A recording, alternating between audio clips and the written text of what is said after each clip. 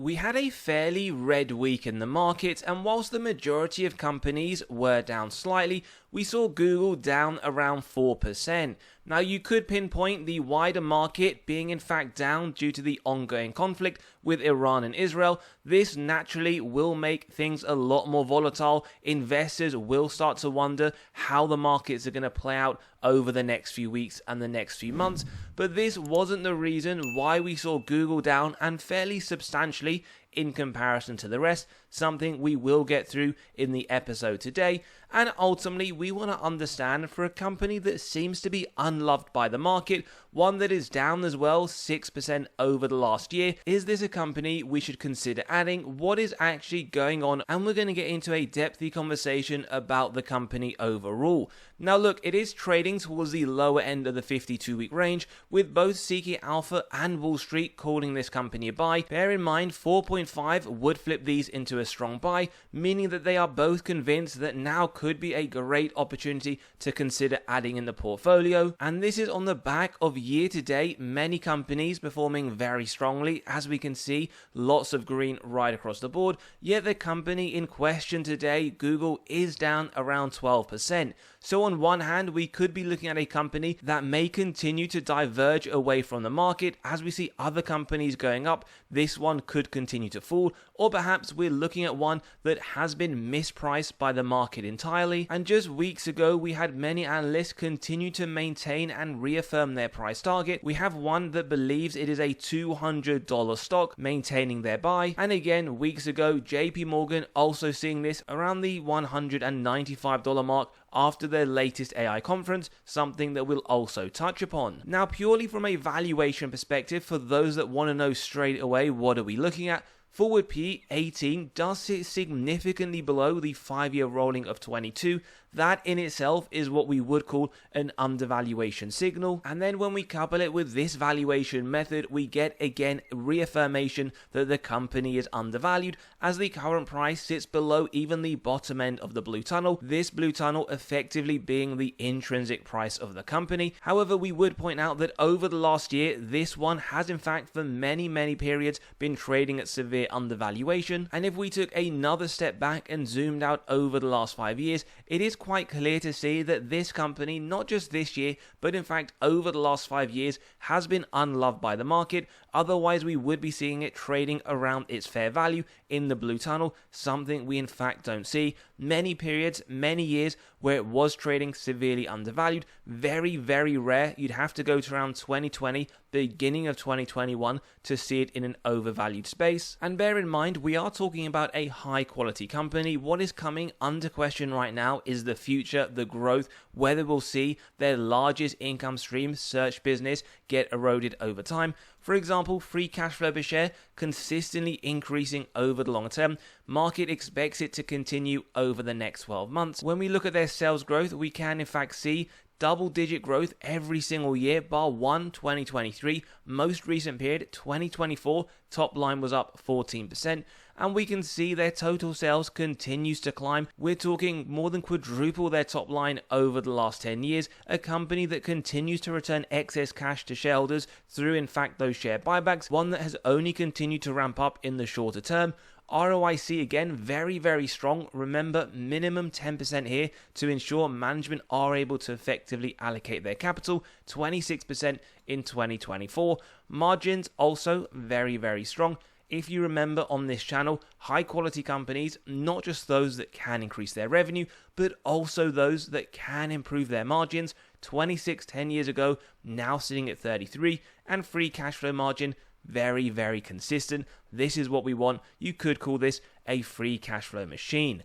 On top of that, the final metric here, the net debt to EBITDA, below 3 is what we want. Numbers you see below, or for this company in fact, the lack of numbers that you see here are the number of years it would take them to pay off all of their debt net of cash on hand.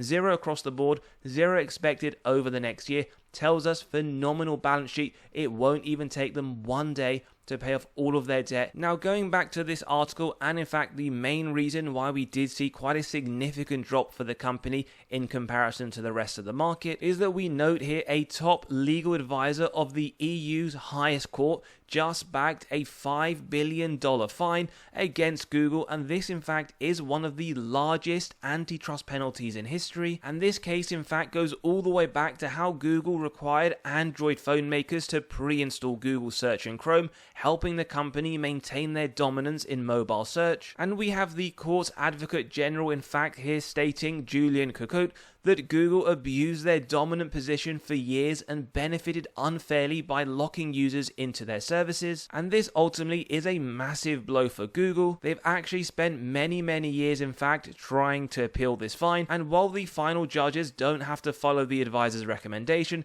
this is something that we see very often, and Google are disappointed. They believe that by upholding this fine, it could hurt their investment in open platforms, negatively impact users and developers, and that this ruling could be part of a wider wave of EU crackdowns on big tech's dominance, and the main reason why the stock has been under significant pressure lately, although we will cover a few other reasons as we go throughout today's episode. Now, what we find very fascinating about a company that looks to be unloved, one that continues to get pummeled every single week, in fact when we start to see this company surge up, it looks like a piece of news comes out, or in fact on its own the stock starts to decline, that ultimately super investors, when we look at these people who have performed very well in the market, their largest holding is in fact this company, where when we take a look, remember the difference between these two is just purely the voting rights. As an investor, you can buy either GOOGL or in fact GOOG, but when we add these together in terms of the ownership count at 56,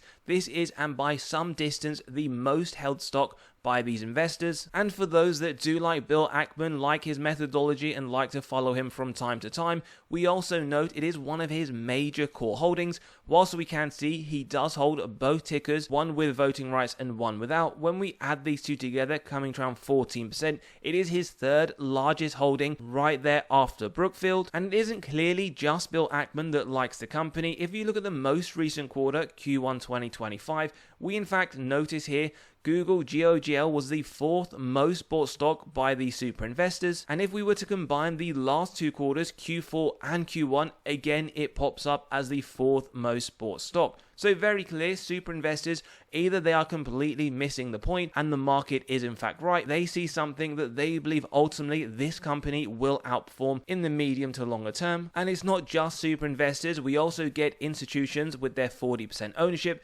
selling around 50 billion over the last year, but they bought nearly twice as much at 96 billion, something we also note in the most recent quarter. Now, for those that wanted to go back and see the reversal of the trend, we see Q1 but very minimal difference between the two.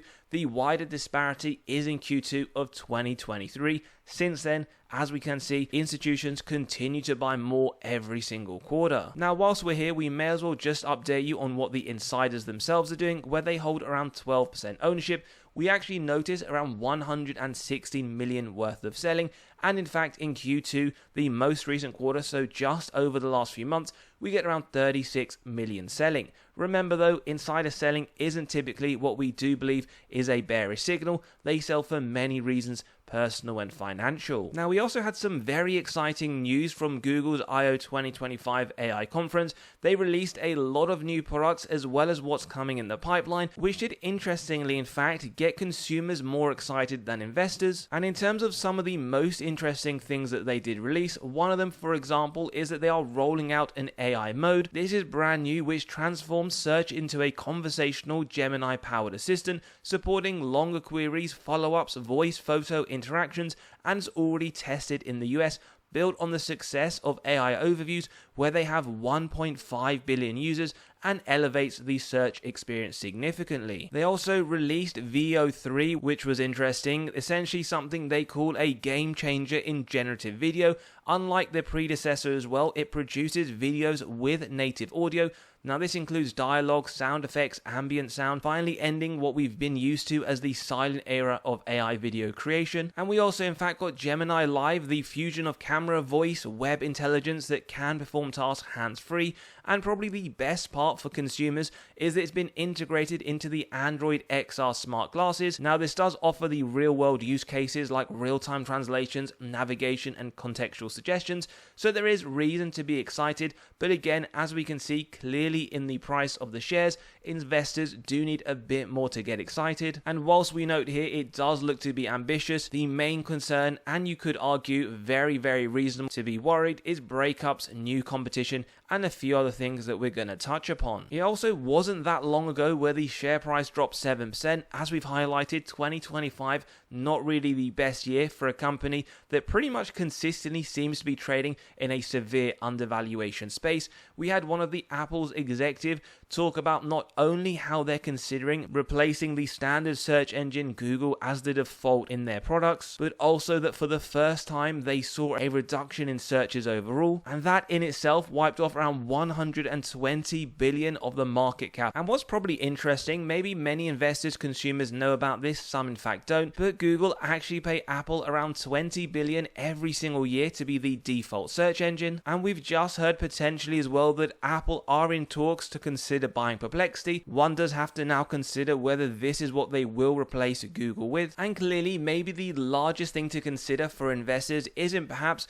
that the default engine will be moved away from Apple, as that is 20 billion that they can use on other areas to really help propel the company forwards, but the fact that if we are seeing a drop in search traffic, which as we will come to highlight shortly, makes up at least half of their total revenue, is this something that now could start to deteriorate? And with news just coming out from last month's search, we're starting to see some declines across the board, and especially around certain sectors, which as we said will ultimately hurt this company's top line. But at the same time, we get lots of information thrown at us, and we do have to really consider which one in fact will impact the company the most. For example, Bank of America, with their global research up until April this year, they've seen a lot of increases in terms of search. When we see DAU, this refers to the daily average users, and we can see at least for the last 6 months the trend has been upwards. Whether we look at global usage or in fact specifically in the United States, growth is being shown, in fact 7% year on year for April 25. We also have to consider the younger demographic, whether or not they'll still use Google search.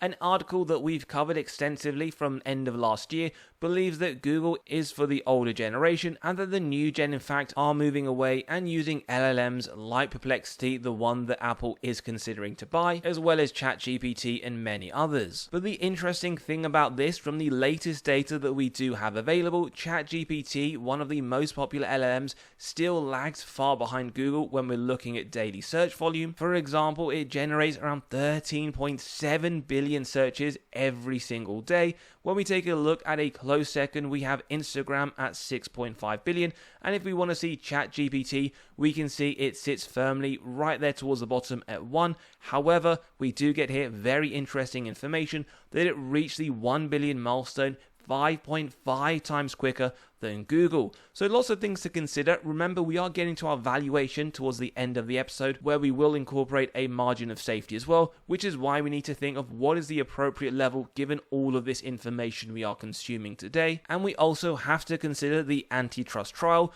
Now we have the US judge who is weighing how far they should be going in limiting Google's search monopoly, especially now that AI is becoming the new gateway to search. For example, the Justice Department wants tough remedies. We're talking to stop Google from paying Apple 20 billion a year to be Safari's default. They're also considering forcing the company to sell off Chrome, as well as requiring Google to share search data with AI rivals like OpenAI, something that Google have hit back on, and we did get into an earlier episode the response that they said. Now essentially what they're arguing here is that Google is using its dominance to lock in users, get a head start with Gemini AI. However, Google's response here is that they're saying these demands are going too far. They're offering lighter fixes though, like loosening their deals with Apple as well as Mozilla, and ultimately a ruling is expected by August. This is where we are going to get to a definitive answer, and it could reshape the future of both search as well as AI competition. And we also have Barron's, who are quite popular. They also consider what it'd be worth if it was broken up, and they came to the conclusion that it would be around $260,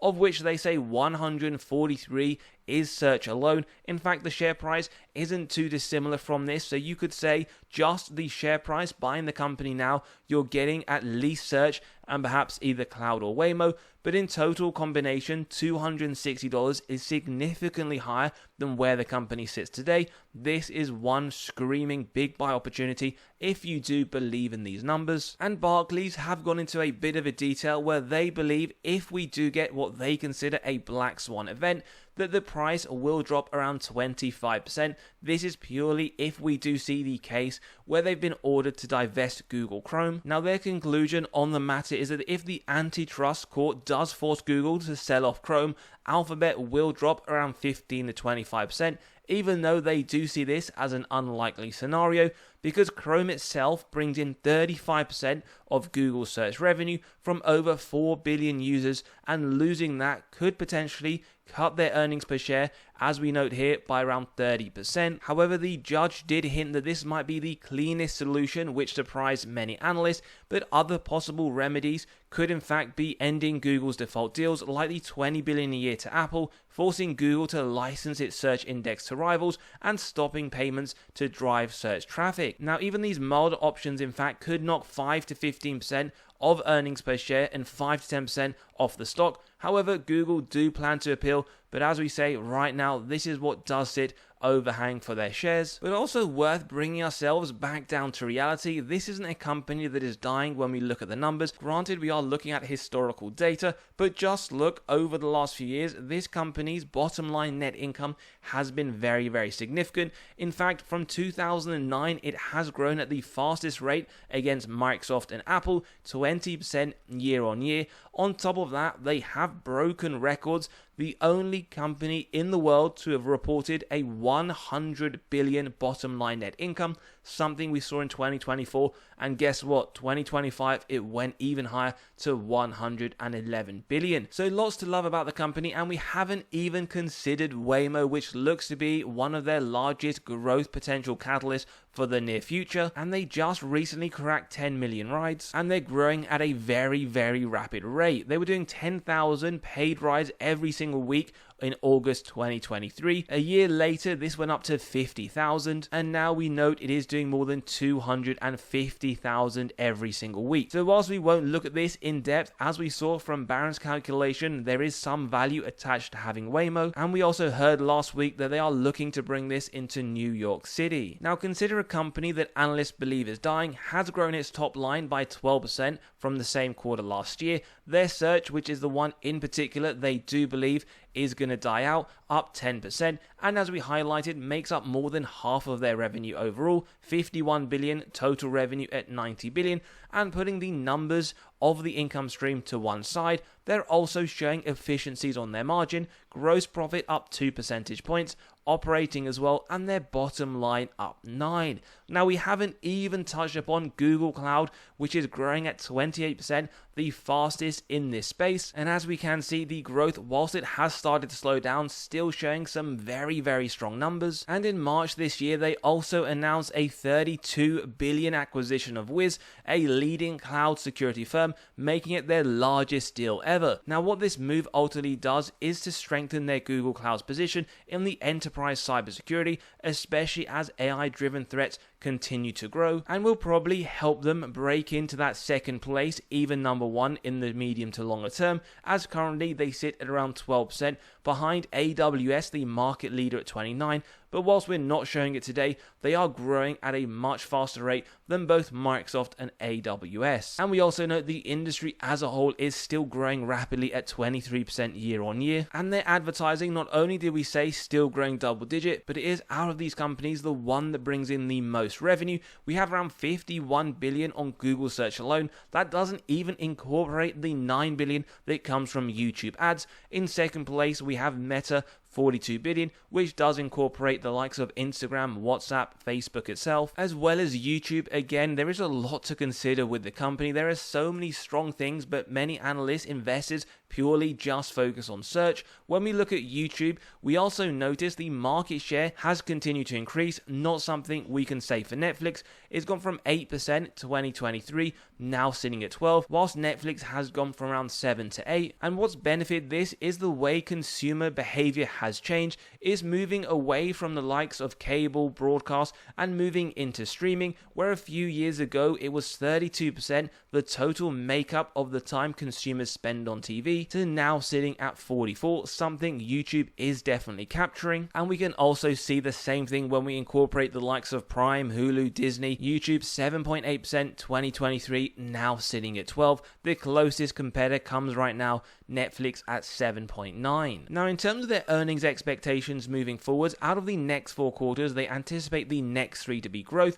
They also have a 100% track record outperforming analyst targets, with the expectation that they will hit $10.20 EPS the end of the next full year, lowers their forward PE even further to 16.3. Their growth also still looks strong at a B overall, revenue year on year 13%, forward looking 12%, well above the sector comparative at the low single digit. However, worth highlighting, they are growing their top line slower than they have done historically, and in terms of EPS, it is projected to grow 15% over the next 3 to 5, above again the sector at 12, but slower than their 5-year at 18. Likewise, when we look at their profitability, best score obtainable at an A+, gross margin looking strong at 59%, well above the sector at 53. We also notice above their 5-year at 56, so efficiencies clearly in action, and their bottom line net income 31%, well above the sector at 4. Again, massive improvement to their historicals at 25, whilst also generating a lot of cash from operations,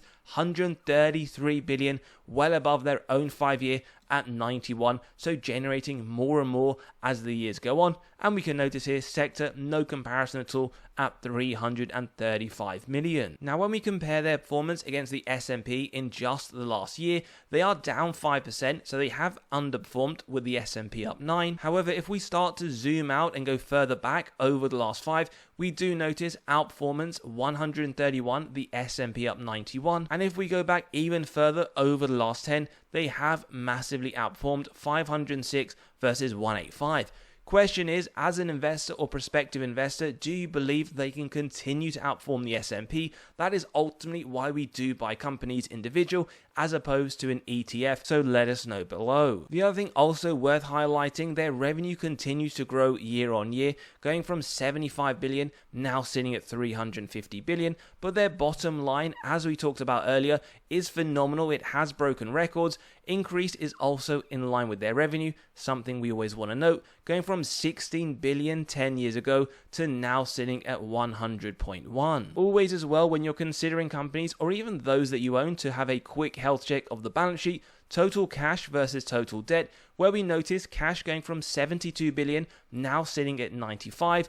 But remember, we always like to compare it to something, otherwise in isolation it means absolutely nothing, and that is today the total debt, both numerically as well as directionally, where we can see, whilst it has in fact increased from around 8 billion 10 years ago to now sitting at 28, that the cash is far superior, and as we talked about right at the beginning today, it won't even take them one day to pay off all of their debt net of cash on hand. Now, just before we jump into our valuation, we want to let you know we have released our latest free weekly article. We drop one every single Monday morning where we cover severely undervalued stocks as well as what's gone in the market over the last few days. So click below, you can sign up and read straight away, where you'll be able to gain access to severely undervalued stocks for the month of June. Lots of information for each one, the upside that Wall Street themselves see over the next year, and on top of that, you can grab a recently released copy of stocks that Wall Street themselves believe have the most upside in the S&P right now. So click below, you can sign up and read straight away. Now, our intrinsic price for Google does sit at $200, derived from the DCF model.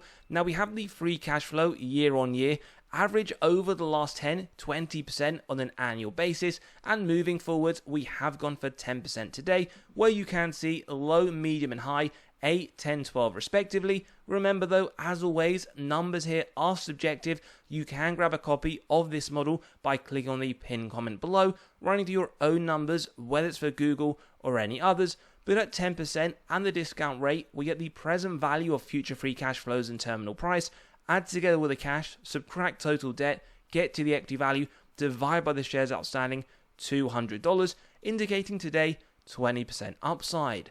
Now, for those that believe we should be a lot more conservative, and for full transparency, at 8%, intrinsically 174, 5% upside, and for those that believe we're being way too conservative, at 12%, 229, indicating 38. Now, on this channel, we do typically like to take through the medium rate of 10%, where we're not done because we always apply an MOS, 10% where we execute on that if it meets our 3 golden criteria: wide moat, strong financial metrics, good forward-looking data. If you believe that in today's episode, a buy at $180, then we keep going till it's near the current trading price, and what we can in fact see in today's episode, around 160 you're getting 20%, around 15 around 170, so today we see the company trading around the 15 to 20% MOS. Wall Street themselves see this at $200 over the next year. That is upside of 20%. And remember, this is the average price target. Now, for those that want to see it at a higher rate, well, at 20, 160 as we mentioned, at 25, 150, and at 30, around 140. Now, in our opinion, we believe a 25% margin of safety, typically for the majority of companies, is a very good entry. And for this company, that would sit around $150. But as always, give us your thoughts. Maybe you like it around the current price, around even 20 at 160. Now, what we'll also do is tell you the margin of safety for those that believe 8% should be the appropriate rate. And at 10%, you aren't getting that, as it would be a buy at 157.